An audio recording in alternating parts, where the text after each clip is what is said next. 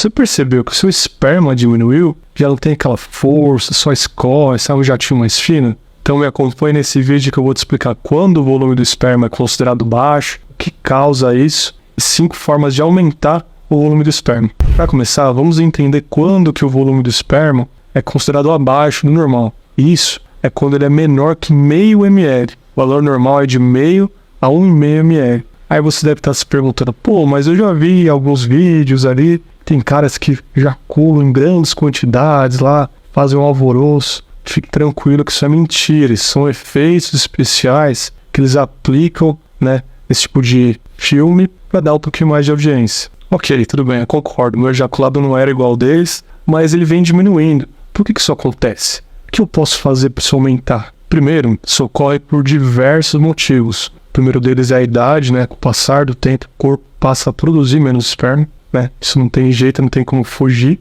E também por diversas causas que entopem a saída do ejaculado ou que fazem com que ela volte para a bexiga antes de sair. Quando falamos de entupir essa saída por um passo ejaculado, a gente tem que suspeitar de doenças como a próstata aumentada, né? Que aumenta e diminui esse canalzinho do xixi, ou uma estenose, ou estreitamento da uretra, entre outras causas. Já em relação a essa ejaculação que volta para a bexiga e sai pela urina, que é a ejaculação retrógrada, a gente tem que pensar mais na diabetes, doenças neurológicas, uso de alguns medicamentos, como a doxazosina, e em outras causas específicas. Maravilha, eu entendi o que é considerado um baixo volume de esperma e as principais causas. Mas como que eu faço para aumentar esse volume de esperma? Vou te contar agora 5 dicas para aumentar esse volume do esperma, se utilizadas de forma conjunta. Então se atente a cada uma delas. E a primeira forma é diminuindo a frequência da ejaculação e da masturbação. E por que isso?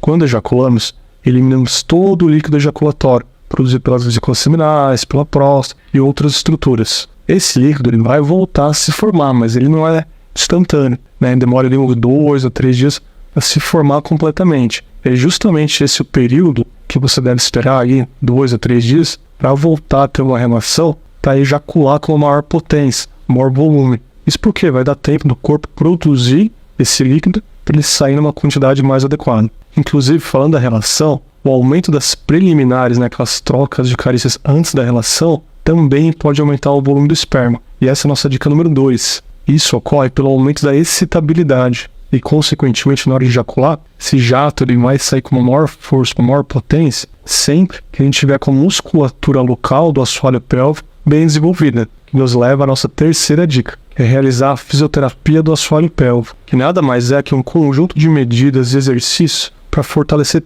toda essa musculatura do assoalho pélvico, incluindo musculatura bulbocavernosa, que é aquele músculo que contrai para sair o ejaculado. Ao ser fortalecida, ela pode auxiliar a propulsão desse jato. E a consequência disso será um aumento do volume do esperma e também da força. Isso se o líquido ejaculatório estiver bem diluído. O que nos leva à quarta dica, que é beber mais água. Mas como assim? O nosso líquido ejaculatório, a grande parte, não é formado por espermatozoides. Somente 1% de todo aquele líquido ejaculatório é formado por espermatozoides. O restante é formado por um líquido ejaculatório, nutrientes que irão facilitar a mobilidade do espermatozoide. Ou seja, se você se hidratar bem, vai ter um maior volume de líquido ejaculatório, que é o que compõe a maior parte de um ejaculado. Mas não é só a hidratação que é fundamental para isso. Existem diversos agentes que podem prejudicar a formação ou até a qualidade desses espermatozoides, que nos leva à nossa quinta dica, que é pare de fumar. Quando eu falo isso, não é só parar de fumar cigarro, e sim parar de usar qualquer outro tipo de substância que possa ser nociva à sua saúde. Isso porque tanto o cigarro quanto outras substâncias podem produzir diversas toxinas